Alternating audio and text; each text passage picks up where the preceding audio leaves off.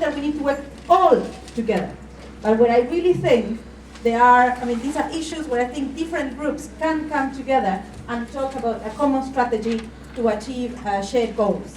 The beauty of this major group system is that it is not about all of us sharing the same views. If these groups are being singled out as major groups, it's because they have a diversity of opinion and because they represent different voices. And I think the diversity of those voices is really key as well. Which it doesn't mean that we need to agree on everything. Rather the contrary, I think we have different interests. This doesn't mean that, as Sasha has said, when there are critical risks for undermining what most of us share, which is a rights-based approach. Because in the end, if we are here, it is because we have been given a right to express the voices that do not often have that voice in the general discussions at the international and national level. So my spirit after this discussion is, my state of mind is that we have much more to discuss in terms of our strategy in order to make Rio+20 something that contributes to our communities, or the communities to which we belong. There are a certain number of issues that have been mentioned several times in the negotiation where I think there is real critical mass from major groups to intervene. Some mentioned the Sustainable Development Goals, issues related to indicators and planetary boundaries.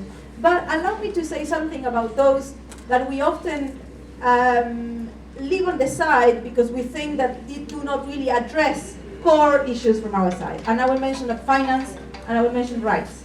I think we need, when you have been here last week, you will realize that there is a deliberate attempt to cut, as Paul said, any mention to any rights-based approach. And this deals with gender equity and gender equality that was bracketed by the Holy See, who you will tell me who is the right and who elected them.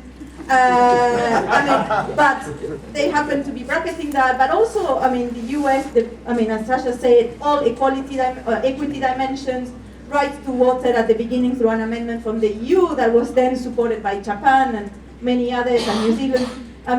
We see that with the right to food and different rights, indigenous people's rights, workers' rights didn't have the right to be in the text, so we would not be bracketed, unfortunately. But we would certainly be bracketed if we were there. So I think there is a need for a coherent approach from our community on that rights. And the other thing is finance. I think this is a hard time also in the developed world, but this should not be an excuse for leaving on the side the need for further commitments on that side. And my humble suggestion, would be, to further work and use this platform for exchange on rights-based approach, how we move on that, specifically going into the issues. What is our strategy? What are our commonalities on that? And the issue of finance, in my view, is critical. It was not on our radar screen that much. In terms of a community, when we saw, for example, the NGO clusters, I have not seen a cluster on dealing with that issue. But I think it's also because that section was very weak in the text at the beginning. So how do we work on that? How we bring it back to the table as being one of the hearts of our struggle here? If we want to make rights exist, we need to ensure there is international solidarity and mechanisms that will make our rights enforceable